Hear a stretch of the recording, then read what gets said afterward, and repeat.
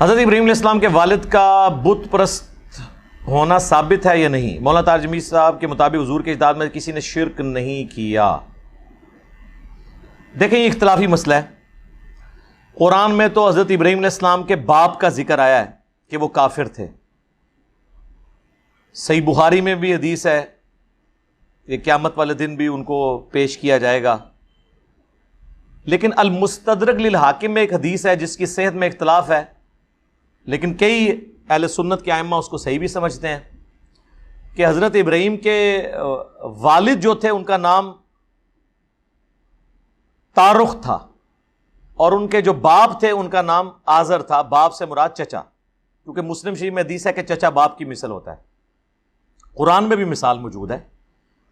حضرت یوسف علیہ السلام نے اپنے باپ میں حضرت اسماعیل کو بھی ذکر کیا، حالانکہ آپ اسماعیل کی اولاد نہیں ہیں، آپ اسحاق کی اولاد ہیں علیہم السلام اجمعین۔ تو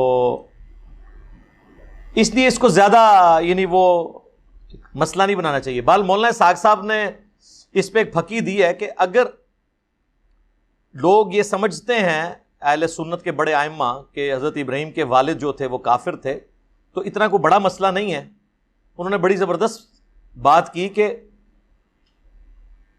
پیغمبر کی جو اولاد ہے وہ تو ڈیفینیٹلی پیغمبر سے پیدا ہوئی ہے نا، اس کے جسم کا حصہ ہے۔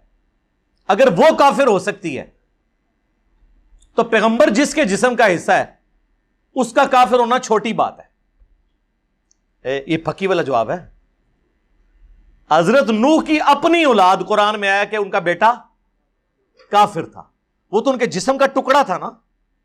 بخاری مسلم میں حدیث ہے فاطمہ میرے جگر کا ٹکڑا ہے، جس نے اسے تکلیف دی اس نے مجھے تکلیف دی۔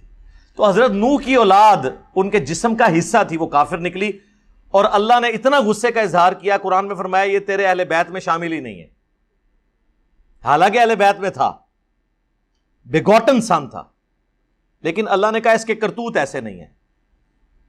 تو اس سے ان سیدوں کو بھی سبق حاصل کرنا چاہیے جو سوٹے لگاتے رہتے ہیں اور کہتے ہیں عزیز سیدہ۔ صحیح مسلم میں حدیث ہے جس کو اس کے عمل نے پیچھے چھوڑ دیا اس کا نسب اسے آگے نہیں کر سکتا۔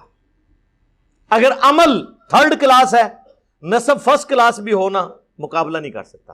ہاں اگر نسب فرسٹ کلاس ہے، عمل بھی فرسٹ کلاس ہے، پھر سارے فرسٹ کلاس میں وہ اوپر چلا جائے گا، پھر حسن و حسین ہی جنتی نوجوانوں کے سردار ہوں گے، جامعہ ترمذی مسند احمد، اور فاطمہ جنتی عورتوں کی سردار ہوں گی۔ صحیح بخاری صحیح مسلم دونوں میں حدیث موجود ہے۔ ہم نسبت کے منکر نہیں ہیں، لیکن ہم کہتے ہیں چھڑی نسبتاں نہ ہون، چھڑی نسبتاں، کرتوت کوئی نہیں صحیح۔